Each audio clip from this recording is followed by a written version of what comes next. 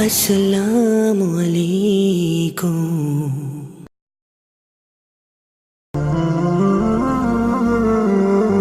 إلهي واسع الكرم ورب البيت والحرم إليك أتيت منكسرا منيبا أغبر القدم إلهي واسع الكرم ورب البيت والحرم ونور هداك معتصم.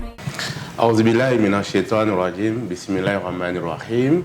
Salam alaikum wa rahmatullahi ta'ala wa barakatuh.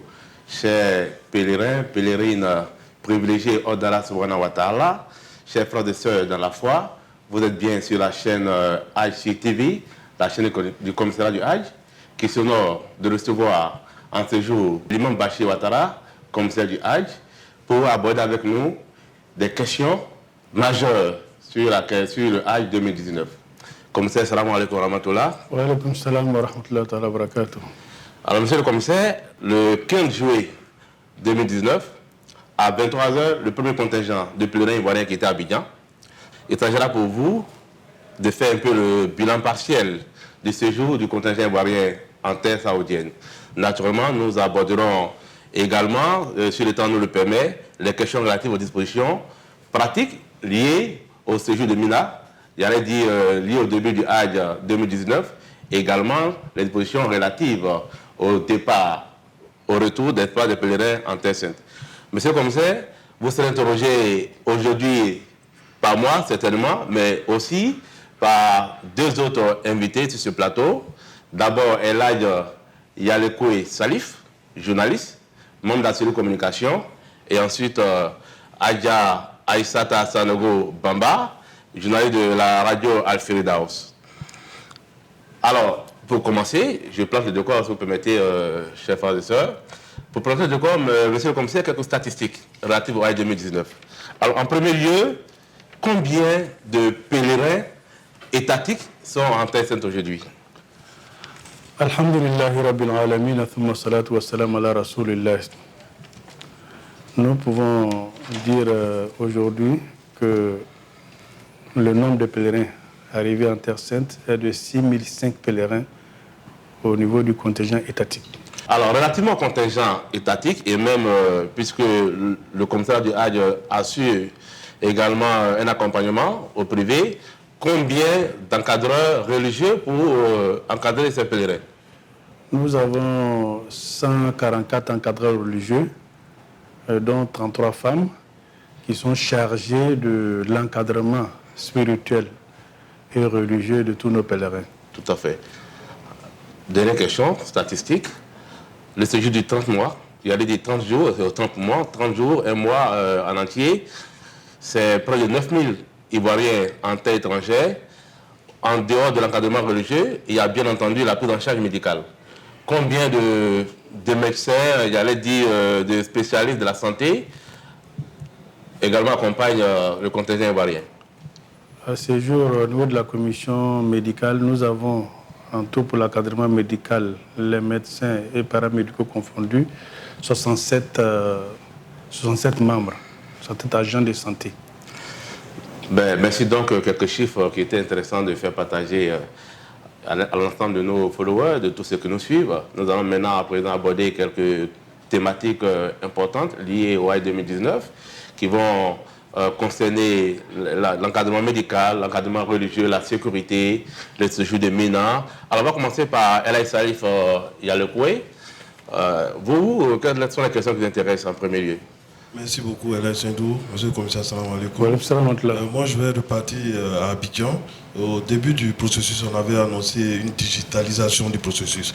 Mais j'ai trouvé qu'à la fin du processus, d'abord avant les départs, les visas arrivaient à compte-coûte. Qu'est-ce qui peut expliquer cette situation? Ça a causé des désagréments aux pèlerins et même à vous-même en tant qu'organisateur. Bien, merci beaucoup. Effectivement, nous avons commencé ou initié cette année la digitalisation de notre système et ça a marché.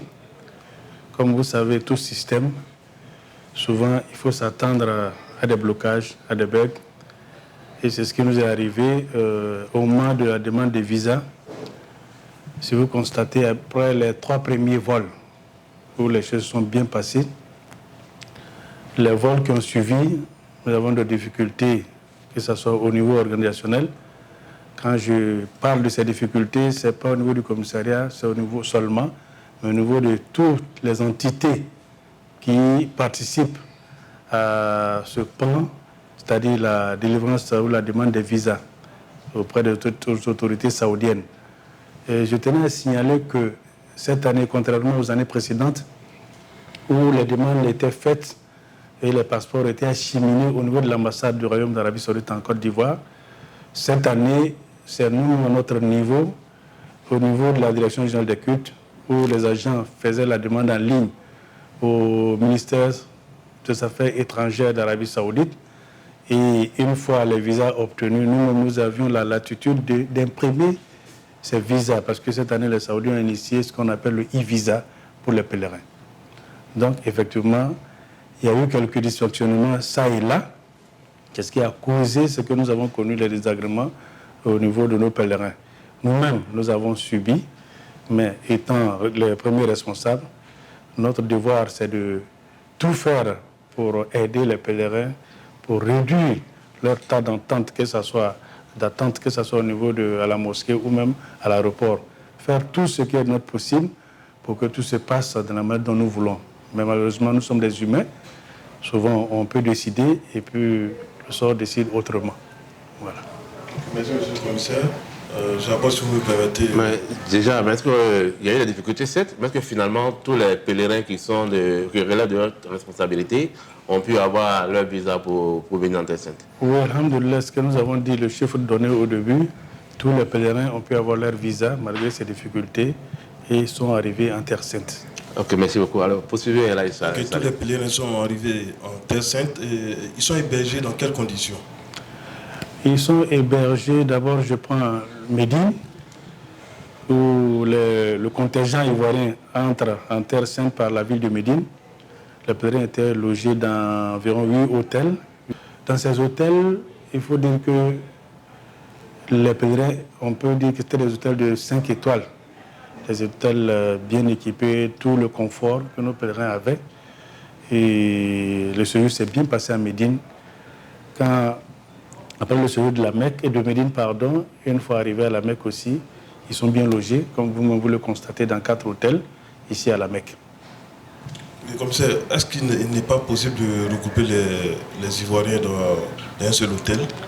Oui, c'est l'objectif que nous visons à long terme. Et à Médine, ça va être un peu difficile, mais ici à la Mecque, notre logeur, le groupe Diafa, est en train de construire un immeuble. Vous avez vu des bâtiments, des nouveaux bâtiments. Et ils nous ont dit qu'Inch'Allah, en 2020, ces bâtiments seront disponibles. Je dois rappeler que ce bâtiment est contigu à l'hôtel Amjad, qui est le siège principal du commissariat. Voilà, donc, cet hôtel pourra vraiment loger tous nos pèlerins. Et même les opérateurs privés pourront éventuellement être logés à côté dans les hôtels que nous occupons aujourd'hui, que ce soit à Safirou, mais même à Abdiad Diafa ici. Merci, monsieur. Alors, merci, Elaïs Salih. Avant de passer à Adja Aïchata, je voudrais également poser une question sur le sujet de Médine. On a quitté Médine, nous sommes maintenant à Maka. Est-ce que tous les pèlerins ont accompli tout ce qu'il y a comme obligation religieuse ou recommandations religieuses à Médine? Je veux parler des ziyaras notamment. Bien, les ziyaras sont je peux dire, c'est des actes, pas des actes surrogatoires, c'est des actes on appelle ça le mustahabat. Si tu veux, tu le fais. Mais comme le messager Mohammed sallallahu alayhi wa sallam se repose à Médine, on ne peut pas venir à Médine sans aller saluer sa tombe, sans aller faire des prières pour lui. Donc, c'est ce que nous appelons les ziyarat en arabe, c'est-à-dire les visites. À Médine, il y a 2 sortes de visites. Il y a la visite interne et la visite externe. La visite interne concerne la salutation du messager sallallahu alayhi wa sallam, la prière ou la bénédiction au niveau de la Raouda. Et puis, nous avons à côté le cimetière Al-Baqiyah. Ensuite, la deuxième catégorie de la visite, c'est ce qu'on appelle la visite extérieure. Là, c'est où les pèlerins empruntent des cars pour aller dans des endroits tels que la mosquée de Kouba, la mosquée des 2 directions qu'on appelle Qiblatain, ce qui sont les endroits où il est préférable que les pèlerins visitent. Et à part ça, il y a d'autres endroits que les pèlerins peuvent regarder comme des visites touristiques, mais ce qui est important sont ces visites-là. Là aussi, nous signalons que depuis, c'est la 4e année, nous avons initié, nous avons proposé à la tutelle pour que le coût de ces visites soit intégré dans le coût du Hajj. Donc les pèlerins, une fois arrivés en Terre Sainte, ne déboursent pas 5 francs pour ces visites-là. Il a droit à du jus, de l'eau et un guide qui leur explique tout ce qui s'est passé, la raison de la visite de telle mosquée ou tel site ou tel site. Merci, monsieur le commissaire. Alors, je laisse ma question. Est-ce que tous vos pèlerins, tous vos pèlerins ont pu effectuer ces visites? Voilà, tous les pèlerins ont effectué ces visites, sauf les anciens pèlerins qui ne voulaient pas. Sinon, ils ont fait ces visites-là. Maintenant, pour revenir à la question, les actes obligatoires que les pèlerins devraient faire. Quand nous, le mode de Hajj choisi par la Côte d'Ivoire, c'est ce qu'on appelle la Tamatour. C'est-à-dire venir à Médine, résider à Médine, et au moment de quitter Médine, formuler l'intention pour venir faire la Umrah. Donc, aujourd'hui, nous pouvons confirmer que tous nos pèlerins ont fait la Umrah. Ils sont tous formulés l'intention au niveau de Miqat, le lieu de sacralisation de Médine, à Biar Ali, et ils sont venus, une fois arrivés à la Mecque ici, ils ont fait ce qu'on appelle le Tawaf, et ils ont fait le Saï, et ils ont fait le dernier acte obligatoire de la Umrah qui est soit raser ses cheveux ou couper une touffe de ses cheveux pour les femmes ou bien se coiffer. Voilà, donc ça a été fait.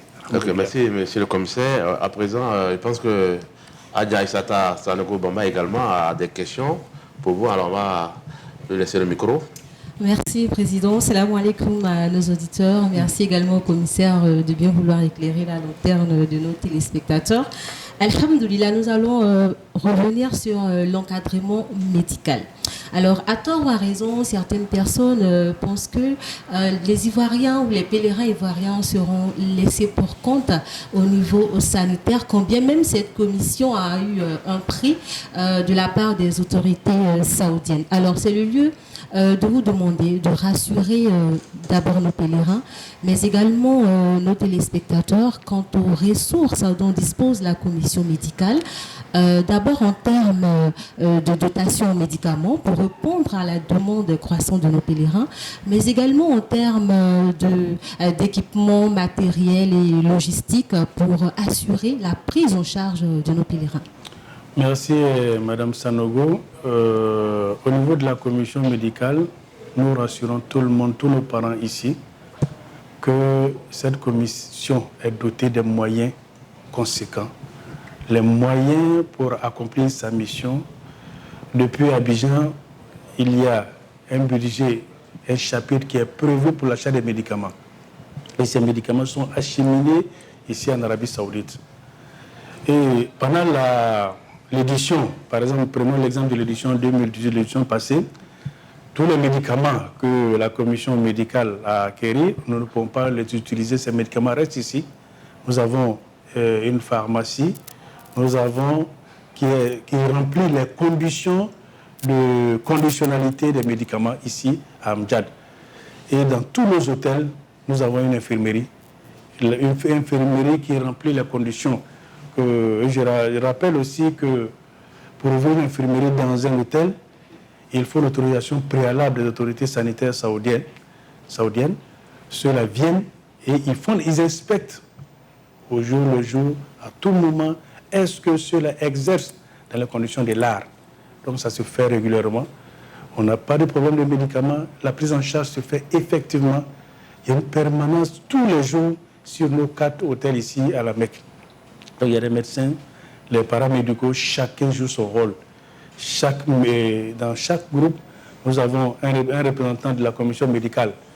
Quand le pèlerin qui rend visite aux pèlerins dans les chambres, et s'il s'agit d'un pèlerin qui nécessite qu'il soit hospitalisé ou bien approfondir la consultation, il est conduit à une des infirmeries de la mission et il est pris en charge comme il le faut. Alors voilà qui lève tout équivoque quant à la commission médicale et tout ce qu'elle fait. Alors mais Aïchata, excuse-moi, il faut rappeler quand même, à titre de rappel, que cette commission commet de 67 médecins, comme vient de le notifier le commissaire, de toutes les spécialités, pathologies, de toutes les pathologies, diabétologie, cardio, tout ce qu'on peut imaginer quoi, dans la panoplie.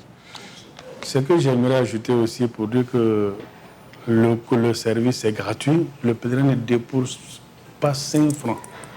La consultation est gratuite, les médicaments sont donnés gratuitement et nous avons une dotation qui nous permet, en cas de prescription des médicaments d'une ordonnance, que des médicaments que nous n'avons pas dans notre pharmacie ici, nous avons une dotation qui nous permet de chercher, de payer ces médicaments-là dans les officines saoudiennes et remettre gracieusement aux pèlerins. Ok, alhamdoulilah. Alors, on va en venir à la commission sécurité. Monsieur le commissaire, pouvez-vous nous dire les dispositions prises afin d'assurer la sécurité, mais également la sûreté des personnes et de leurs biens, d'abord depuis Médine jusqu'à la Mecque, et pourquoi pas en passant par les étapes de Mina et Mousdalifa. Je vais aller un peu derrière. Je vais d'abord concerner la commission médicale et la commission sécurité. Ils rentrent en action depuis Abidjan, depuis la mosquée de la Riviera Golfe, que nous appelons la base arrière. Ce sont eux qui sont chargés de sécuriser les alentours de la mosquée de la Riviera Golfe pour permettre aux pèlerins, lorsqu'il arrive à la barrière, de rentrer s'il est sur la liste. Et nous demandons toujours aux parents, une fois que le pèlerin dépasse cette étape, de rentrer, parce qu'il n'a aucune possibilité de voir le pèlerin ou de le rencontrer. Donc le travail se fait là. Le pèlerin suit cette étape et après, lorsqu'il emprunte le car, il se vient ici en Arabie Saoudite, à Médine. La commission médicale est composée des professionnels de la sécurité. Il y a les militaires, les gendarmes, les policiers, et nous les accompagnons par certains scouts et musulmans pour faire ce travail. Leur rôle, c'est la sécurisation de nos différents bâtiments. C'est vrai, dans les hôtels, nous avons des agents de sécurité, il y a une vidéo de surveillance, mais il y a nos agents qui sont là pour vérifier qui doit rentrer, qui n'entre pas, vérifier les badges des pèlerins, parce qu'il ne faut pas laisser les pèlerins sans aucun contrôle. C'est eux aussi qui contrôlent, qui régulent comment on appelle ça, les ascenseurs, pour permettre aux pèlerins, en toute quiétude, de venir emprunter des ascenseurs et partir. Donc leur rôle, c'est de sécuriser même les bagages égarés. C'est eux qui sont chargés de recenser ces bagages-là et nous communiquer, nous informons maintenant les ayants droit qui passent les récupérer au sein de la commission sécurité. Alors justement, à propos des bagages égarés, quand les pèlerins venaient de Médine à la Mecque, certains se sont plaints de ne pas retrouver leurs bagages. Est-ce qu'à ce jour, on peut dire que tout est rentré dans l'ordre? Nous pouvons dire aujourd'hui qu'à 98%, tout est rentré dans l'ordre. Les valises uniformisées des pèlerins ont été retrouvées. Et un pays nous avait appelé pour dire qu'ils ont retrouvé des bagages du contingent ivoirien chez eux. Ça arrive quand vous arrivez dans le même vol à Médine et les bagages ne sont pas identifiés. Donc, ceux qui sont chargés de la manutention des bagages peuvent, par inadvertance, envoyer les bagages comment on appelle ça, sur un autre contingent. Mais nous sommes allés chercher et beaucoup de pèlerins ont retrouvé leurs bagages dans ce lot-là. Donc, pour dire que ce travail se fait, aujourd'hui, beaucoup sont satisfaits à ce niveau-là. Alhamdulillah. Oui, c'est la même question, Salih. Oui, je retourne encore à Abidjan, commissaire. Vous avez parlé de base arrière où il y a des spécialistes de la sécurité, les forces de défense et de sécurité. Mais les riverains, les passants se plaignent lors des opérations du pré-regroupement. On estime que la voie est obstruée, il y a des embouteillages. Qu'est-ce que le commissariat fait à ce niveau-là? Est-ce qu'il y a vraiment une sensibilisation au niveau des parents? Et nous sensibilisons les parents avant et pendant. Et même nous sommes après le pré-regroupement parce qu'il y aura un pré-regroupement à la phase de retour, à la phase 2. Ce que nous demandons aux parents, pour accueillir un seul pèlerin, on ne doit pas faire venir peut-être 5 voitures, un mini-car. Nous gênons les riverains. Les gens viennent stationner, vraiment, excusez-moi le terme, n'importe comment, au bord de la route. Ça crée un embouteillage énorme. Les heures de pointe, tout le monde. Nous sommes dans un pays laïque. Vraiment, organisons-nous, faisons en tous pour que, lorsqu'il y a cet événement qui est majeur et important pour notre communauté qui est le Hajj, vraiment qu'on ne fasse pas du tort à qui que ce soit. Mais hélas, c'est ce que nous constatons. Nous retirons vraiment la demande à nos parents. Dès que vous venez déposer le pèlerin, partez. Mais vous obstruez la route, le carrefour, personne ne peut passer. C'est gênant pour tout le monde. Que vous soyez musulman, non musulman, c'est gênant pour tout le monde. Donc vraiment, c'est le cri de cœur que nous disons aux parents de nous écouter, de nous suivre. Cette sensibilisation se fait à tout moment. Et malheureusement, c'est devenu un marché, le bord de la route du boulevard est devenu un marché. Et en plus de ça, les gens viennent garer comme ils veulent. Malgré la présence de plusieurs agents de forces de défense et de sécurité qui font ce qu'ils peuvent, au niveau de la barrière, les gens ne peuvent pas s'approcher, mais l'autre côté du feu, les gens sont là, ils empêchent les gens de passer. Mais ils garent souvent devant le domicile des gens qui arrivent pour rentrer dans leur parking, ils n'arrivent pas à rentrer chez eux. Tout ça, c'est pas bon.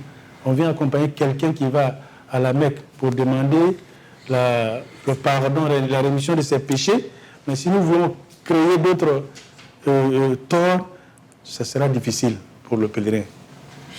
Alors, merci beaucoup, commissaire. Merci également, Adja, pour ces questions pertinentes. Alors, monsieur le commissaire, la présence de la délégation ivoirienne en Arabie Saoudite se justifie pour le Hajj. Et on connaît la rigueur des autorités saoudiennes en matière de conditionnalité d'accès à ces sites pour le pèlerinage. Est-ce qu'aujourd'hui, tout votre contingent est dans les dispositions réglementaires, notamment au niveau des badges Mina, pour le pèlerinage? Alhamdulillah, c'est nouveau. Tout le contingent ivoirien est dans le dispositif pour participer au séjour des Mina. Les bureaux qui nous gèrent cette année, le bureau 25 à 26, pour le contingent étatique et le 25 pour le contingent privé. Lorsque les pèlerins arrivent de Médine, les passeports sont avec eux, ils confectionnent en même temps les badges de Mina. Donc tous les pèlerins ont reçu leurs badges de Mina, en plus des badges qu'ils ont reçus d'Abidjan. Ceux qui n'ont pas eu de badges, nous avons la possibilité, on a listé ces pèlerins-là et le secrétariat, l'informatique au niveau du secrétariat a imprimé les badges pour donner et remettre à ces pèlerins-là. Alors, sur la même question également, en très peu de mots, c'est une concentration de millions de pèlerins sur le même site géographique. Alors, les conditions de séjour sont réunies. Je veux parler notamment de la climatisation des tentes, de la disponibilité en nombre et en qualité des toilettes, de l'éclairage, de l'adduction en eau. Enfin, globalement, est-ce que les conditions aujourd'hui sont réunies pour que le séjour de Mina soit quand même dans les conditions possibles un séjour allégé, agréable au contingent ivoirien? Nous répondons que les conditions sont remplies. Combien de sites, oui, par exemple? Nous avons organisé un séminaire même pour préparer ce séjour de Mina à Arafat. Et aujourd'hui, nous serons sur 3 sites juxtaposés. Il y a le site du bureau 25 et le bureau 26 et le contingent des opérateurs privés au bureau 27. Il y a une rue qui sépare les deux, donc nous sommes dans le même endroit. Il n'y a pas de plan à ce niveau. Au niveau des tentes, nous avons une mission qui est passée hier soir pour réceptionner tous les matelas et vérifier l'état du séjour en Mina. Les tentes sont au bon niveau, la climatisation est parfaite, contrairement aux années précédentes. Il y a de l'eau, les toilettes, tout ce qu'il faut pour mettre le pèlerin à l'aise, dans les bonnes conditions, sont remplis. Tout à fait. Je dis déjà que la cellule communication a rendu un compte rendu de la visite préparatoire du séjour de Mina. Alors, est-ce qu'il y a d'autres questions sur Mina? Oui, pas Mina, la question de la restauration. Okay. Et comme c'est, comment les Ivoiriens sont nourris en Arabie Saoudite? Alhamdulillah Rabbil Alamin, depuis plusieurs années, la Côte d'Ivoire contracte avec une société de services traiteurs, un restaurateur qui s'occupe de la restauration. Mais il faut ajouter que chaque année, nous venons aussi avec des encadreurs d'Abidjan et des encadreuses. Nos sœurs, les encadreuses qui arrivent, sont autorisées à rentrer dans la cuisine et faire nos mets. C'est pourquoi il y a des jours où nous consommons soit le couscous, ou soit la tchéké, ou même du thau pour ceux qui veulent. Donc, il y a le soumra lafri, ou le maoka lafri. En fait, tout ce qu'on veut, c'est fait aujourd'hui. Nos parents se sentent, ils sont restaurés, ils mangent comme si ils étaient au pays. Sur ce plan, ils n'ont pas de difficultés. Ceux qui sont sous régime aussi ont la possibilité, ils sont recensés au niveau de la restauration, de la cuisine. Ils viennent prendre leur plat qui remplit les conditions de quelqu'un qui est sous régime, soit diabétique ou autre. Mais non, sur la question, je vais quand même dire que... En fait, allez-y. Oui, commissaire, mais au niveau de la restauration, il y a de nombreuses plaintes et chaque année, surtout à Médine, qui est la porte d'entrée des pèlerins ivoiriens. Qu'est-ce qui se passe? Quel est le problème à Médine? Oui, il faut dire que Médine est différente de la Mecque, parce que Médine, depuis plusieurs années, nous avons sollicité la participation de nos sœurs à la confection des mets. C'est cette année, ils ont autorisé 8 de nos sœurs à rentrer dans la cuisine pour faire ces mets. Vous convenez, pour ceux qui étaient l'année dernière, qu'il y a une amélioration du menu par rapport à l'année dernière. Et je pense que les années à venir, avec l'augmentation du nombre de nos cuisinières qui seront dans la cuisine, les choses entreront dans l'ordre, Inch'Allah. Ok, moi j'aimerais réagir sur l'étape culturelle, notamment les étapes de Mina. Alors, quelles sont les dispositions mises en œuvre pour les vulnérables qui sont parmi les pèlerins, notamment les vieilles personnes, pour assurer leur mobilité pendant toutes ces étapes et puis également leur prise en charge également alimentaire, voilà. Bien, merci Madame Sanogo. Cette année, le nombre de vulnérables que nous avions dédié un hôtel, l'hôtel Racha, pour ces vulnérables-là. Et ils sont encadrés sur place par les agents sociaux, les travailleurs sociaux qui sont venus pour ça. Donc, nous avons, les autres années, quand ils étaient avec les autres pèlerins ici, c'était les derniers à partir. Mais cette année, étant dans un autre hôtel, et à côté, il y a des pèlerins dans l'hôtel Safwa. Donc nous avons mis un programme en place qui consiste à ce qu'ils soient transportés de leur hôtel jusqu'à Mina. Ils seront parmi les premiers qui seront transportés pour être à Mina. Ils n'attendront pas le petit matin pour partir. Donc il y a un encadrement vraiment de suivi de la part des membres de la commission sociale. Et une fois à Mina, ils sont sur un site et tous les 22 membres de la commission sociale seront avec eux pour être à leurs petits soins. Ceux qui ont des problèmes de mobilité, ceux qui ont le problème de visibilité ou de vue, qui sont accompagnés par, comment on appelle ça, des parents, mais la commission sociale sera là. D'autres ont d'autres pathologies, mais ils seront là pour les suivre. Et c'est au retour maintenant, après le Hajj, retour sur Mousdalifa, et nous avons deux catégories de vulnérables. Les vulnérables qui vont directement à Mina, qui ne peuvent pas faire escale à Mousdalifa, et les vulnérables qui feront escale et vont faire la prière de Maghrib et Isha et rester jusqu'au petit matin. Alors, merci, monsieur le commissaire. Alors, combien dure le séjour culturel? Le séjour sur le circuit culturel? Ça dure 5 jours. 5 jours. Le 8 Zulhijjah, 8, 9, 10, 11, 12, 13. On va le 8e jour, on revient le 13e jour du mois de Zulhijjah. Donc, dans une semaine, nous serons de retour à Maka et entamer automatiquement le programme de départ. De départ, oui. Alors, le premier départ, pour quand? C'est pour le 18. Le 18, le premier contingent de pèlerins regagne la terre natale. Oui. Alors, est-ce qu'il y a des dispositions prises également à ce niveau? La question vous intéresse? La question de retour. Oui, la question du retour, mais je veux revenir sur l'aspect des privés. Ah oui, tout à fait. Au niveau des privés, il y a une cellule de coordination des privés. Et quel est l'état de vos rapports avec ces privés-là? Alhamdulillah Rabbil Alamin, c'est le lieu de remercier M. le ministre de l'Intérieur et de la Sécurité qui a bien voulu confier le suivi et l'encadrement des opérateurs privés au commissariat du Hajj. Donc une cellule a été dédiée à ça. Et depuis Abidjan, des séminaires ont été organisés, des rencontres. Et le suivi a commencé à Abidjan et ça continue. Donc aujourd'hui, nous avons un rapport très étroit avec les opérateurs privés. Nous sommes à leurs petits soins, je peux dire entre griffes. Tout ce qui concerne les opérateurs privés nous concerne aussi. Nous avons des réunions d'échange et de partage avec eux. Donc aujourd'hui, alhamdulillah, nous faisons tout pour que ces opérateurs soient des professionnels qui soient capables de conduire les pèlerins en Terre Sainte sans aucune difficulté. Malgré tout, il y a quelques bruits, il y a des difficultés. On a entendu passer qu'il y a des pèlerins qui n'ont pas pu rejoindre la Mecque. Qu'est-ce qui s'est passé? Oui, les pèlerins qui n'avaient pas pu rejoindre la Mecque mais sont venus, parce qu'il faut dire que c'est vrai, le problème de visa qu'on avait, on en a parlé au début de notre intervention, ne concernait pas les pèlerins étatiques seulement.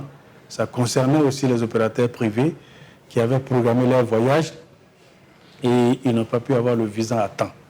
Mais des dispositions ont été prises pour permettre à tous ces pèlerins-là de venir.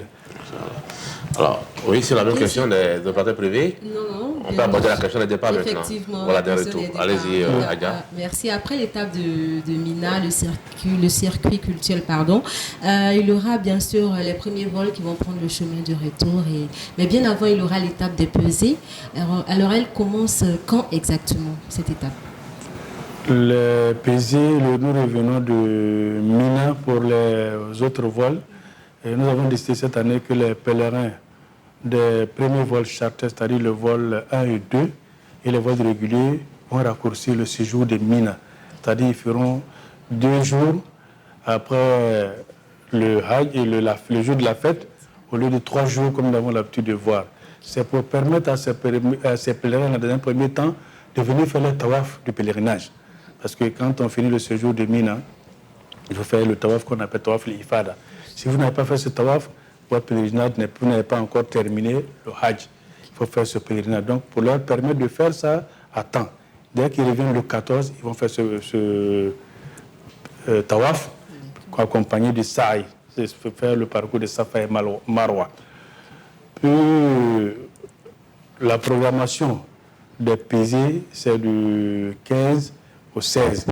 Parce qu'il faut reconnaître que ce que la compagnie Air Côte d'Ivoire nous a dit, que les bagages arrivent à l'aéroport 24 heures avant le jour J, c'est-à-dire le jour du vol. Or, le voyage est prévu pour le 18. Donc, au plus tard, le 17, il faut que tous les bagages des pèlerins du premier vol arrivent à l'aéroport de Djeddah. Combien de kilos, le nombre de kilos accordés à chaque pèlerin? Le nombre de kilos, c'est 40 kilos, 2 valises, une de 20, ça fait 40 kilos, des valises uniformisées. Et puis le sac Air Côte d'Ivoire de 10 kilos, qu'on leur a donné 10 kilos. C'est ce sac Air Côte d'Ivoire qui est autorisé pour le pèlerin à monter avec dans l'avion. Maintenant, dans la soute... Mais le sac à dos le sac à dos n'est pas autorisé. Il faut qu'on le dise parce que les pèlerins, le sac à dos qu'on leur donne, ça c'est pour faire l'étape ici, pour aller au haram et autres. Mais les gens remplissent ce sac au dos. Ils ont, dans la main, ils ont un sac Air Côte d'Ivoire rempli. Il y en a même qui attachent aussi un bébé au ventre. Les 2 mains sont remplies. Pour emprunter, ce n'est pas un bacar, c'est un avion, ce n'est pas possible. Donc la commission sécurité va veiller aux abords des cars. Celui qui viendra, un seul bagage passera. Les chefs de groupe ont commencé la sensibilisation pour dire aux pèlerins que c'est un seul bagage qui est autorisé.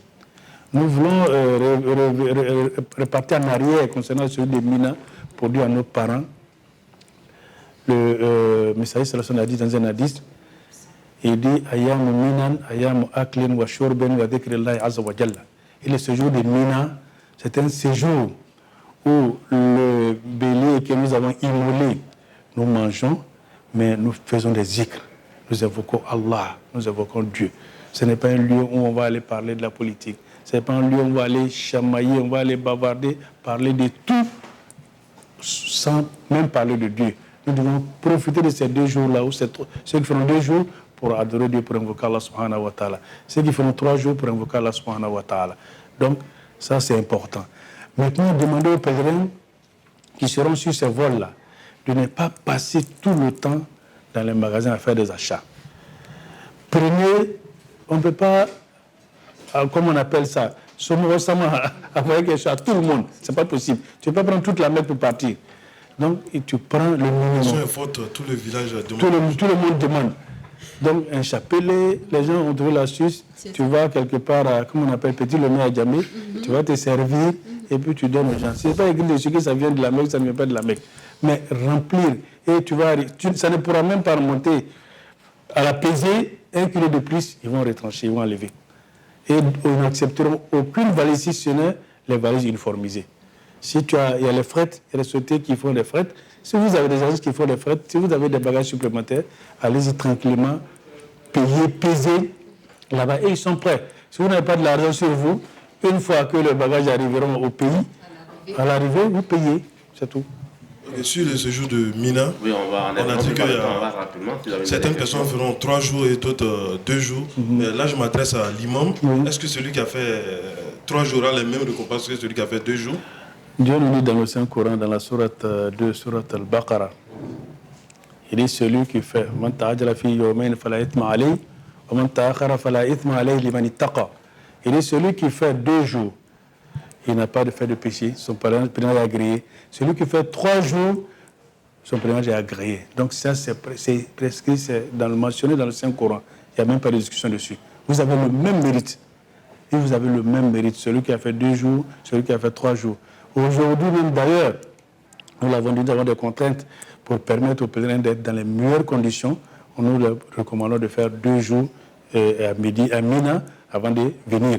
Mais si nous attendons le 14e jour pour celui qui doit voyager, faire ses bagages le 15, le 16, ça va être compliqué au plan logistique. Donc pour éviter, nous avons dit ça, mais c'est valable, son pèlerinage est valable comme celui qui a fait 3 jours. Si vous regardez, beaucoup de pays ne font que 2 jours. Et c'est ce que les Saoudiens encouragent aujourd'hui, les missions, à faire 2 jours pour désengorger le site de Mina. Donc vous voyez, le nombre augmente. C'est un site qui est délimité, on ne peut pas augmenter. Le site de Mina, on ne peut pas augmenter. Alors merci beaucoup l'imam Bachir Ouattara, commissaire du Hajj, que nous recevions avec beaucoup de plaisir. Merci également à Aïssata Sanogo Bamba. Merci également à Elad Yalekwe Salif qui nous ont accompagnés dans cette émission. Merci donc encore une fois à tous ceux qui nous suivent.